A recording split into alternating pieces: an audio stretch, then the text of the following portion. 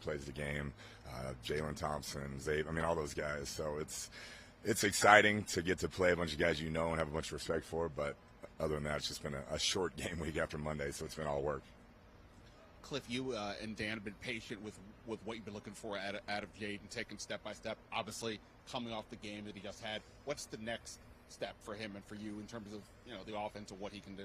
Yeah, we've just talked about competitive stamina in this league and the ability to do it over and over again, not just on Sundays or Monday night, but every day at practice and the way you approach the game. And he takes a lot of pride in it. He puts in the work, I've told you all along, each and every day. He's there early and stays late and works really hard at it. So we're going to have our ups and downs and continue to grow, but he's working to be great, and that's all you can ask for. From a play calling perspective, you said way back, I think like in May, that you weren't looking to be coach the fifth year of the Cardinals, but the first year of this team. And for you then, where are you at now with that sort of evolution, and what's sort of the next step for you? Yeah, just continue to grow with this group and maximize what we are and get some of these younger players going as the season goes on. I think we got to stay healthy for one, but anytime you have a young quarterback, you just want to continue to try to play to his strengths and make him comfortable, and we've got a good group of receivers that are really making plays when they're called upon. So I think we can still grow, but some of these young guys, the Luke McCaffreys, the Ben Sinnetts, we want to get them more involved and keep bringing them along. With Jaden, obviously, I think you guys knew in college he didn't throw a lot of picks. Hasn't thrown one yet. Oh, don't do that to him. Don't do that to him.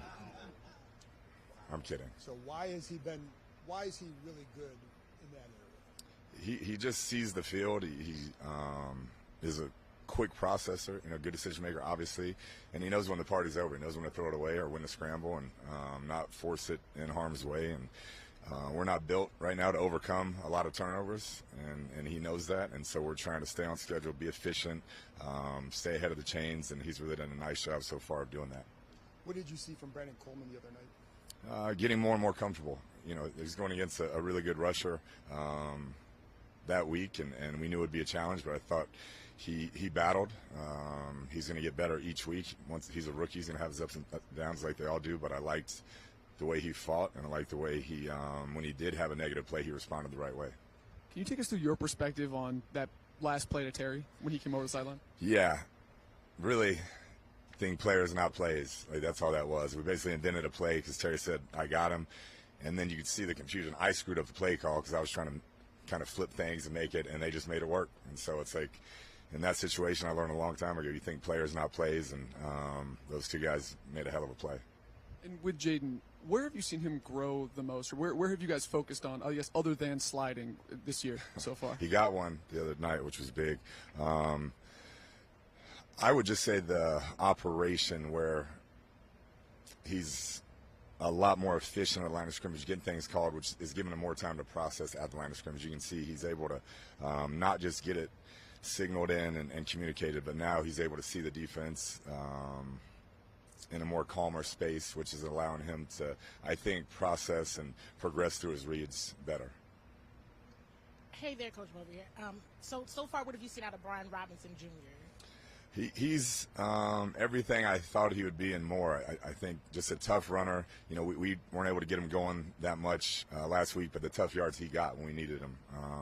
And he's a guy who can do it in the pass game, do it in the run game, and then his just competitive spirit day in, day out is awesome. I mean, he is a leader on the field. The way he practices, the way he runs the football, he really inspires all of us, and couldn't be more pleased with what I've seen so far. And going from week 2 to week 3, I know you shared with us last week some of the improvement areas that you wanted to focus on. Mm-hmm. So after a game like Monday night, how do you feel about how that went for yourself? Yeah, the biggest deal was the negative plays. We had 18 in week 2, and we had 4 the other night, and it allowed us to not be in many third and longs and stay on schedule and play downhill and mix in some of the tempo, and I think that was the kind of secret sauce to being able to score in the red zone as well. No negative plays in the red zone, which the previous week was our Achilles heel. So I thought the negative plays was the biggest improvement. Good afternoon, Coach. You've had Noah Brown on your staff, or on your roster rather, for about a month now. What have you seen from him, and what do you think about his growth? He's a big-time player. I remember watching his film.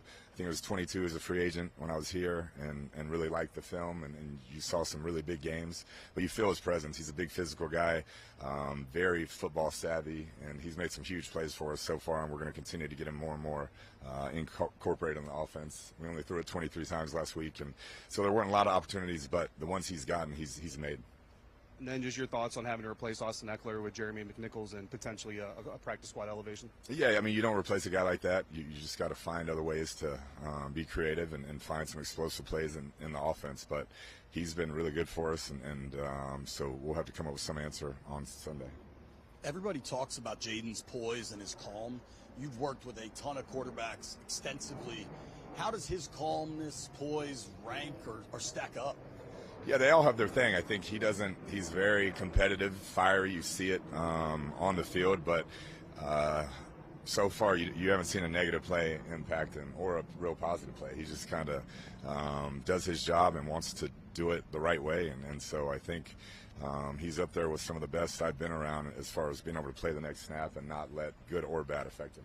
And can B-Rob take on a bigger workload with Eckler out? Is that what you're part of the expectation? Yeah, we'll see. I mean, we want to be smart. It's early in the season as well, so we got a long way to go. But we're going to try to get him going more this week. Hopefully, he didn't have a lot of yards. There's a lot of tough, third and fourth down type carries, and so hopefully we can get him going a little bit more. But we're not just going to wear him out. We trust the other backs on our roster. Hey, Kliff, welcome back. Yes, sir. Obviously, over 4 years with Kyler, there were some highs, there were some lows. Like, looking back on it now with some separation, what did you make of that relationship? Where is it now, and how do you think he's playing these days? Yeah, it's been fun to watch him. The end of last year, I thought you could see the confidence getting back in the knee, and he made a bunch of big plays, played really well, and he's played great this season. There are a couple plays away from being undefeated. So you see the speed, the quickness, the competitive nature is there. So it's been great to see. He's a guy I basically banked my entire career on what he would be, and I still believe in it. And it's cool to see him playing as well as he is. Kliff, welcome back. When you think of your time here, what comes to mind? Are you bitter about how it ended, or no, did it not take at you all. a long time to process it? I mean, that's why I still got my house here, man. I love it out here. So I will always be grateful to Michael for giving me that opportunity that he did. First fired college coach to ever get that opportunity, and then the guys in that building, I see some of my closest friends, and then the team. You watch those guys play at James Conner or Buddha, they still inspire me. So nothing but positive memories. Kliff, good to see you going back to being a play caller. Has that been a little less stressful for you? How's that going? Yeah, I mean, it's been fun to take the year at USC and just kind of step back and be around Lincoln and be the good cop the entire year and then get back into it. It's been a good perspective change, and it's been a fun group. DQ does a great job with the staff and the culture, and so I'm really enjoying myself. Time for two more.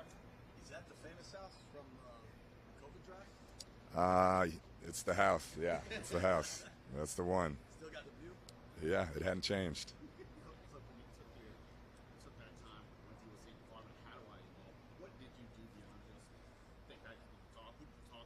Yeah, I studied a bunch of NFL film. I talked to Todd Monken before I got back into it with the Ravens. I liked what he transitioned from Georgia to there, and then just really being around Lincoln and studying his offense, and just tried to figure out, hey, if I'm going to do this again, how can we take the next step and be better moving forward? And had a lot of time on my hands, and was able to hopefully evolve a little bit.